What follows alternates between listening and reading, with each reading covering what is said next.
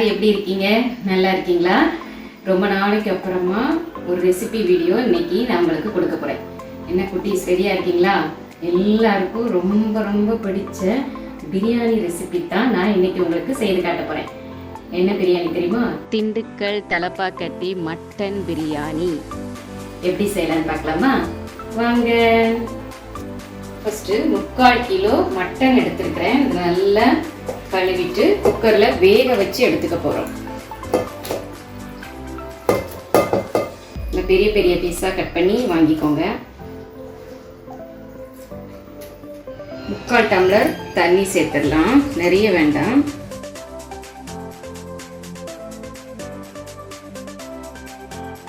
கால் teaspoon போல மஞ்சள் தூள் சேர்த்துக்கோங்க. 1 டீஸ்பூன் போல உப்பு சேர்த்துக்கோங்க. இப்போ இதை 20 நிமிஷம் வேக வச்சு நம்ம எடுக்க போறோம்.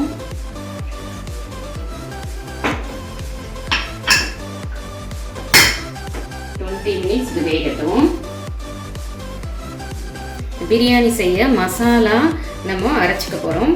ஒரு 10-15 முந்திரி பருப்பு, ஒரு 15 ஏலக்காய், ஒரு அன்னாச்சி பூ, 15 கிராம்பு, ஒரு 6-7 துண்டு பட்டை பெருசா, அப்புறம் 1/2 டீஸ்பூன் சோம்பு, 1/2 டீஸ்பூன் கசகசா, ஒரு ஜாதி பத்திரி, 2 கல்பாசி, ஒரு பிரியாணி இலை, இவ்வளவு சேர்த்து இதை நம்ம திரிச்சு எடுத்துக்கலாம். மசாலா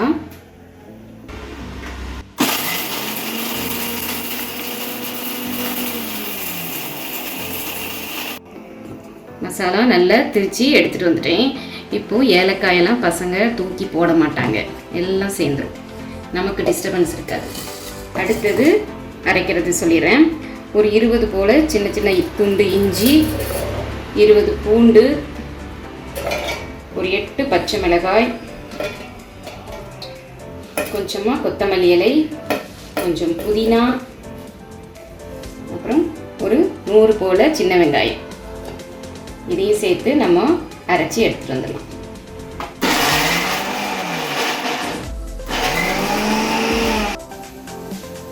இது போல அரைச்சி எடுத்துக்கோங்க. நான் பிரியாணிக்கு 3/4 கிலோ மட்டன் எடுத்திருக்கிறேன், அதனால 3/4 கிலோ சீரக சம்பா அரிசி எடுத்திருக்கிறேன். இந்த டம்ளருக்கு 3 டம்ளர் சீரக சம்பா அரிசி எடுத்திருக்கிறேன். இதை கொஞ்சம் நல்லா அலசிட்டு அப்படியே ஊற வச்சு வைக்க போறோம் ஒரு 20 மினிட்ஸ். அடுப்பு பற்ற வச்சாச்சு, நம்ம டபரா சட்டியை வச்சாச்சு. இப்போ 3 குழிக்கரண்டி எண்ணெய் விட்டுறேங்க. நான் வந்து கடலை எண்ணெய் சேர்த்துருக்கிறேன். உங்களுக்கு எண்ணெய் இருக்கோ அதை சேர்த்துக்கோங்க.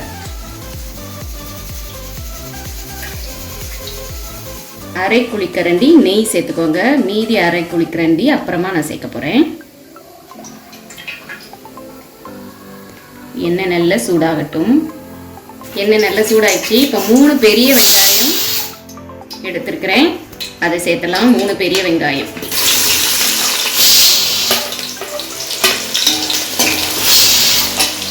நல்லா ப்ரௌன் ஆகணும், அது வரைக்கும் நம்ம வதக்கிக்கலாம். கொஞ்சம் உப்பு சேர்த்து வதக்கிக்கலாம். உப்பு கொஞ்சம் சேர்த்து வெங்காயம் நல்லா ப்ரௌன் ஆகட்டும்.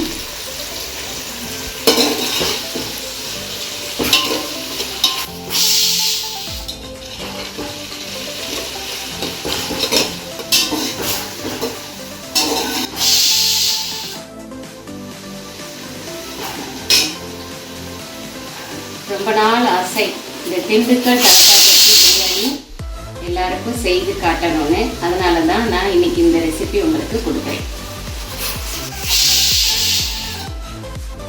வெங்காயம் நல்ல ப்ரௌன் ஆயிடுச்சு பாருங்க, இந்த அளவுக்கு வதக்கிக்கோங்க.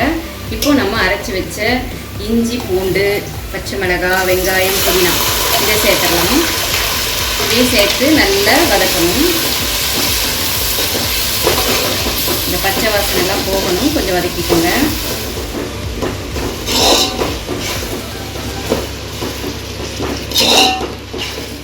இந்த தலப்பாக்கட்டி பிரியாணினா அரைச்சி வதக்கிறது தான். மட்டன் வேக வச்சு எடுத்துட்டேன் 20 நிமிஷம். இப்போ இந்த தண்ணியை தனியாக எடுத்து வச்சுருங்க. இதை நான் வந்து அப்புறமா ஊற்றும்போது அளவு சொல்கிறேன். நல்லா கொஞ்சம் பச்சை வாசனை எல்லாம் போயிடுச்சு. இஞ்சி பூண்டு இதெல்லாம் அரைச்சி போட்ட விழுது பச்சை வாசனை போனதுக்கப்புறம் மஞ்சள் தூள் ஒரு 1/4 டீஸ்பூன் போட்டுக்கோங்க. பச்சை மிளகாய் நம்ம அரைச்சிருக்கோம். 1 டீஸ்பூன் போல் மிளகாய் தூள் சேர்த்துக்கோங்க. 1 டீஸ்பூன் தனியாத்தூள் சேர்த்துக்கோங்க. அப்புறம் நம்ம ஒரு பிரியாணி மசாலா ரெடி பண்ணோம்ல, அதை சேர்த்துருங்க. அதையும் சேர்த்து நல்லா வதக்கிடுங்க.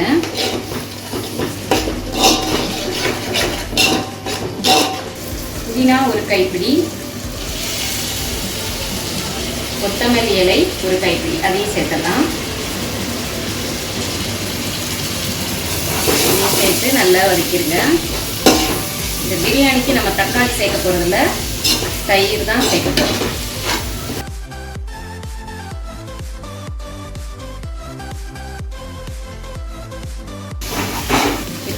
நான் வந்து ஒரு 1/4 லிட்டர் போல் தயிர் சேர்க்க போகிறேன். இது 1/2 லிட்டர் தயிர், அதனால் பாதி சேர்த்துக்கிறேன்.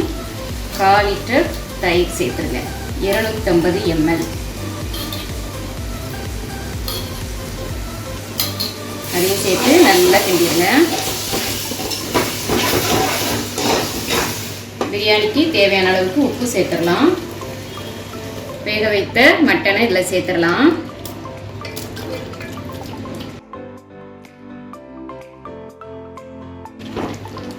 அதுலேயும் நல்ல இந்த மசாலா படுற மாதிரி நல்லா கிளறிடுங்க.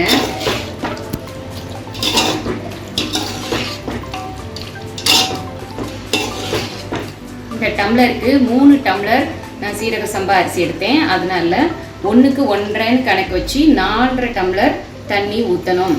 இப்போ மட்டன் வேக வச்ச தண்ணி நமக்கு வந்து 1 டம்ளர் இருக்குது. 1.5 டம்ளர் இருக்குது. இப்போ கூட ஒரு 3 டம்ளர் தண்ணி சேர்த்துடலாம்.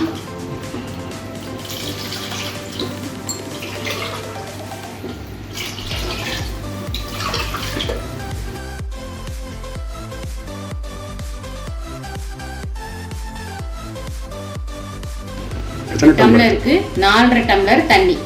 1.5 டம்ளர் வந்து மட்டன் வேக வச்சது இருந்தது, கூட 3 டம்ளர் சேர்த்துருக்கேன். மொத்தம் 4.5 டம்ளர் தண்ணி இதில் சேர்த்துருக்கேன். இப்போ உப்பு காரம் இதெல்லாம் கரெக்டாக இருக்கான்னு இந்த டைமில் நீங்கள் செக் பண்ணி பார்த்துக்கோங்க. இது நல்லா கொதிக்கணும். அவங்க செக் பண்ணி பார்ப்பாங்க, நம்மளும் செக் பண்ணி பார்ப்போம். கரெக்டாக இருக்கா? கொஞ்சம் உப்பு போடணும், நான் போட்டுக்கிறேன். போடணுமா? Okay okay okay. ஏன்னா ஒரு உப்பு தூக்கலாக போட்டால் தான் அது ரொம்ப நல்லா இருக்கும் ரைஸ் சேர்க்கும்போது பிரியாணிக்கு. இப்பயே பார்த்துடணும்ல, பதம் ஜாஸ்தியோ கம்மியோ கரெக்டாக பார்த்துடணும். இப்போ என்ன பண்ண போகிறீங்க? ஒரு லெமன் புளிஞ்சு விட போகிறேன். பாதி, பாதி, இன்னும் ஒரு பாதி. சரியா போச்சு. பிழிந்து விட்டாயிட்டா. இப்போ அது கொதிக்கட்டும். சரி, நல்லா கொதிச்சுட்டு பாருங்க. இப்போ நம்ம ஊற வச்சிருக்கோம் பார்த்தீங்களா சீரக சம்பா அரிசி, அதை நம்ம சேர்த்துடலாம். கொஞ்சம் தண்ணி இருந்தால் பரவாயில்ல, அதோட சேர்த்துடலாம்.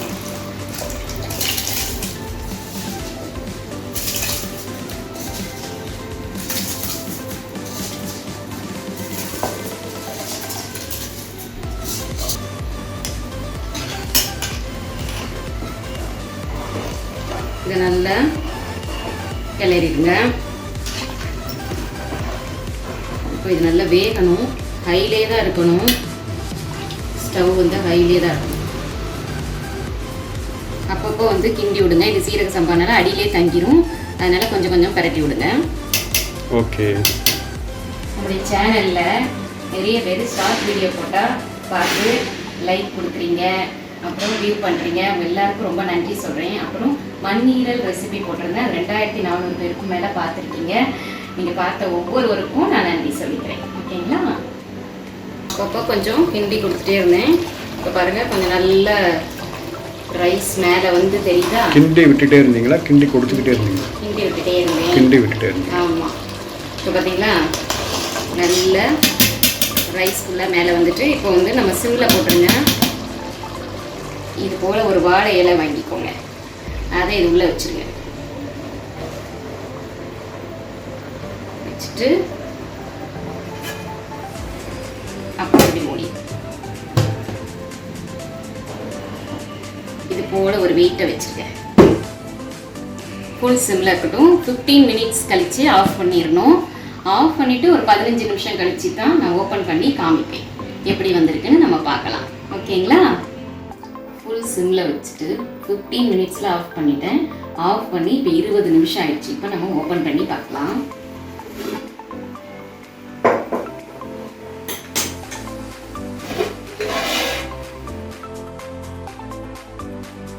இந்த இலையை அப்படியே எடுத்துடலாம். சூப்பராக வந்திருக்கு. இப்போ இந்த அரை கரண்டி நெய் வச்சுருக்க பார்த்தீங்களா, அதை சேர்த்துடலாம். நான் எப்போவுமே கடைசியாக தான் சேர்ப்பேன் கொஞ்சம், அப்போ நல்லாயிருக்கும். இப்போ நம்ம அப்படியே கிளறிடுவோம்.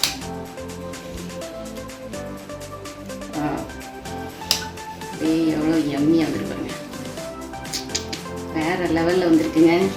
கண்டிப்பாக ட்ரை பண்ணுங்கள். அவ்வளோதான், நம்முடைய திண்டுக்கல் தலப்பாக்கட்டி மட்டன் பிரியாணி ரெடி. செம எம்மியாக வந்திருக்குங்க. நான் டேஸ்ட் பண்ணி பார்த்துட்டோம். சூப்பராக வந்திருக்கு. வேறு லெவல். இதே அளவுகளோட நீங்கள் செய்து பாருங்கள். இந்த ரெசிபி உங்களுக்கு பிடிச்சிருந்ததுன்னா லைக் பண்ணுங்கள், ஷேர் பண்ணுங்கள், கமெண்ட் பண்ணுங்கள். மறக்காமல் என்னோட சேனலை சப்ஸ்கிரைப் பண்ணுங்கள். பக்கத்தில் இருக்கிற பெல் ஐக்கானை கிளிக் பண்ணுங்கள். அப்போ தான் நாங்கள் போடுற ஒவ்வொரு வீடியோஸும் உங்களுடைய நோட்டிஃபிகேஷனுக்கு வந்து சேரும். ஓகேங்களா? நான் மீண்டும் அடுத்த ரெசிபி வீடியோவில் உங்களை மீட் பண்ணுறேன்.